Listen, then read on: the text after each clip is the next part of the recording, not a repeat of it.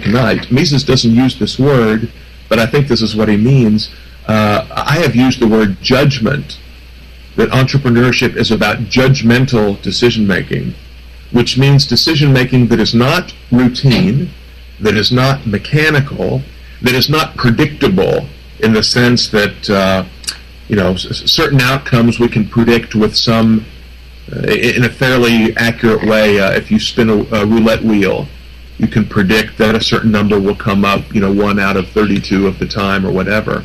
But human action, judgmental decision-making, is about how we employ resources, physical resources, and our time and reputation and so on, in anticipation of achieving goals, business outcomes more narrowly, the results of which cannot be predicted with certainty. So business owners, business founders, and all of us who own and actively manage and control productive resources are acting as entrepreneurs. Mises says in Human Action that entrepreneurship is, quote, the driving force of the market economy, the driving force of the market. So mainstream economists, with their mathematical models of art populated by artificial humans following programmed routines, there's no market in a real sense in those models. There's nothing no human decision. There's no human decision, there's no human action, there's no judgment, there's no entrepreneurship. In the real world, resource allocation doesn't just happen by itself. It doesn't happen automatically. It takes purposeful human action.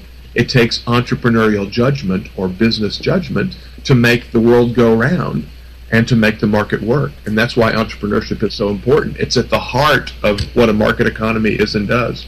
Now, there was a part of that description, I'm not sure if it's an inherent one or if it's sort of a typical way that entrepreneurs might act. You talked about decision-making and judgment. It could be the case that I'm trying to decide what to do with my day tomorrow, whether I work on one project or another. I stay on the farm, so there's no shortage of projects. There's 100 different ones, and so I might decide which one to spend my time on. But that's sort of a judgment of the resources that are directly under my control, and pretty much I'm the one that's affected by the outcome of it. I think I saw in Human Action, Mises referred to this as autistic decisions. It was the first time I'd heard the word outside of the emotional disorder. So now, is that entrepreneurial, or does the entrepreneur have to suggest things for other people, for other individuals to decide whether to accept or deny? Is that communication an inherent part of the definition of an entrepreneur, or is it just happen to be that way often? Right. Well, you can think of entrepreneurship at different levels, and in kind of a broad sense and a narrow sense. And I mean, look, it's true, according to Mises' definition, that Robinson Crusoe on an island, as long as he faces some uncertainty about how to allocate his labor and his coconuts and his fishing rod or whatever, I mean, he is behaving as an entrepreneur in a sense, but that's not a particularly important form of entrepreneurship because, as you point out, if he's only one person on an island, his actions don't have much of an impact on economic activity in the market because he's isolated from the market. He's participating in what Mises describes, as you point out, as autistic exchange. But the kind of entrepreneurship that we're really interested in, the type of entrepreneurship that is the driving force of the market, as Mises puts it, is that entrepreneurship that takes place within a market context. Right, so what we're really talking about in practical terms is business decision-making, where you purchase factors of production on the market, right? The business person enters into markets for factors, for labor, for land, for raw materials, for machines, for expertise, and so on, purchases those factors in market transactions, organizes them, rearranges them, uses them, puts them into production, and then produces stuff, food and TVs and automobiles and consulting services and legal services and whatever, and then goes and sells those things on the market to consumers. So the entrepreneurship that drives the market is judgmental decision making in a social context, right? In the act of buying and selling. So really what economics is all about is trying to explain markets, what markets do, how markets work, where do market prices come from, and it's the actions of entrepreneurs in input markets and in output markets that determine those prices. Now, so that's, Mark, one of the differences between how Austrians view things and how mainstream economists view things. For mainstream economists, prices are just sort of a mathematical, a price is a mathematical datum that is determined exogenally. Yeah, and human beings maybe respond to prices in some way. For Austrian economists, prices are the outcome of human action, the outcome of bargaining, the outcome of judgmental decision making between people who want resources, people who have resources, willing to exchange them, and so on. That's what determines prices. It's entrepreneurship. That's right, and of course, I remember my wife said that when she was growing up in Holland, they taught her in economics that the government was necessary to intervene in the market whenever there was an imbalance between supply and demand to create that balance. And of course that sort of assumes away why wouldn't they balance? Why can't they naturally find a balance without coercion? No, absolutely. So that's absolutely right.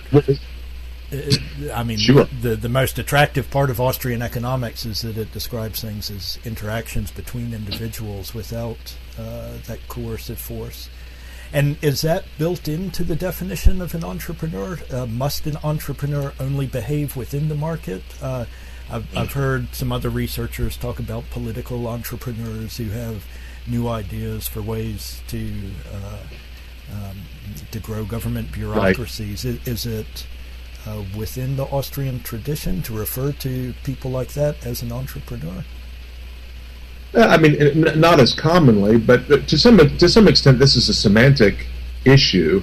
I mean, usually when we're talking about entrepreneurship, as in the discussion we're having today, we have in mind what Mises might have called catalactic entrepreneurship. Mises used some unfamiliar terminology. One of the words he used was catalactics to describe the science of voluntary exchange. So Mises does have analysis in human action. Rothbard has analysis in Power and Market about interventionism. And human beings still act in an interventionist society. They act under socialism, communism, interventionism, whatever. And we can analyze that.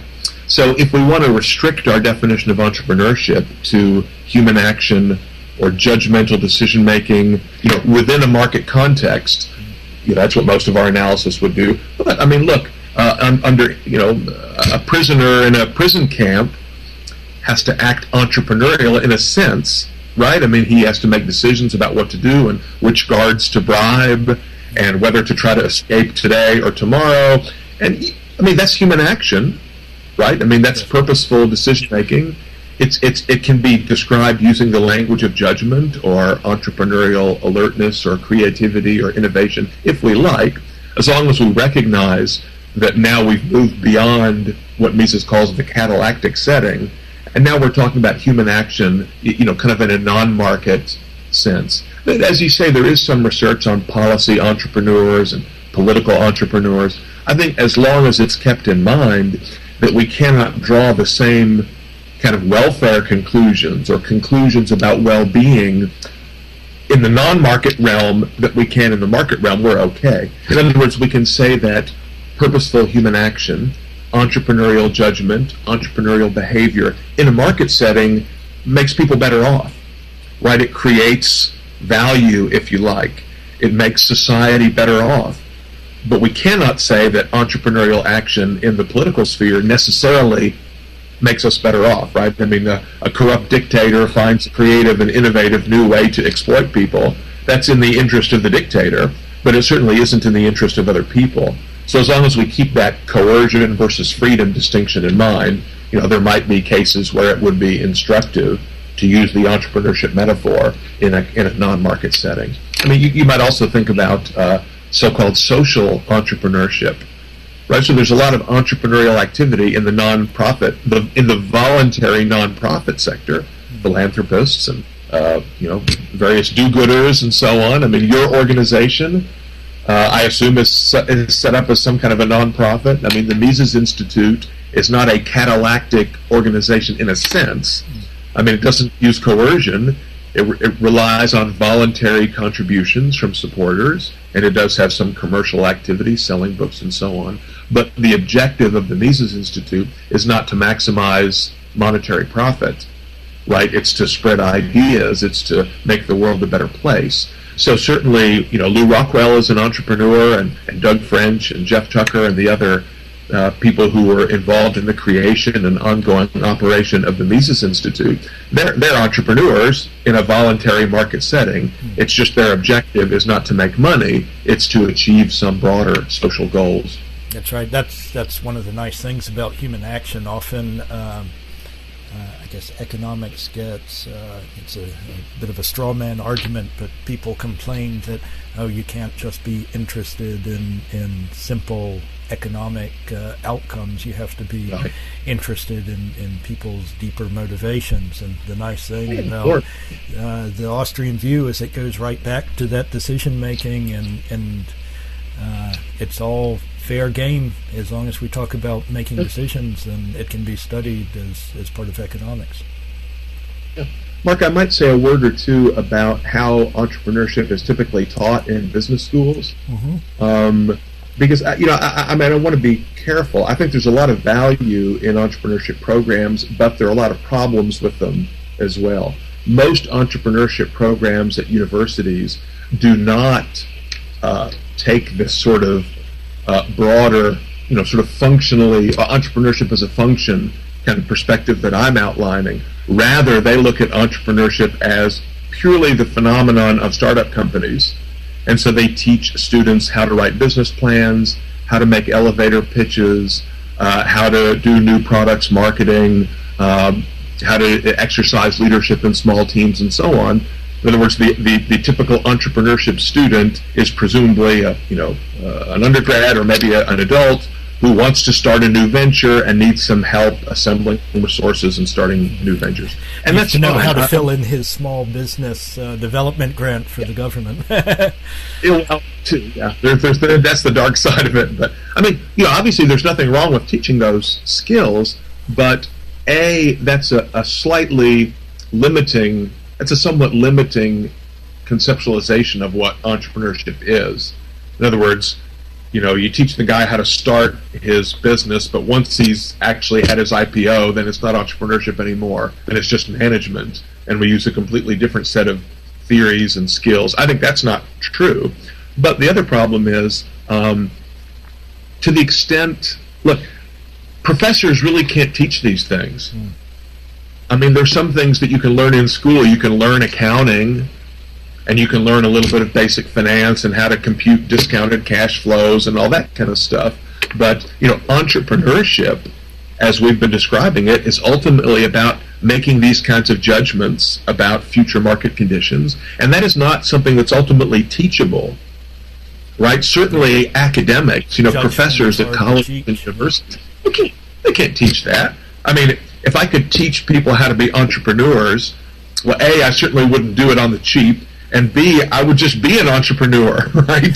Those who can't and those who can't teach. That's the old story. But I think where business schools have gone wrong is giving the misleading impression to students that, hey, we can teach you how to make good judgments.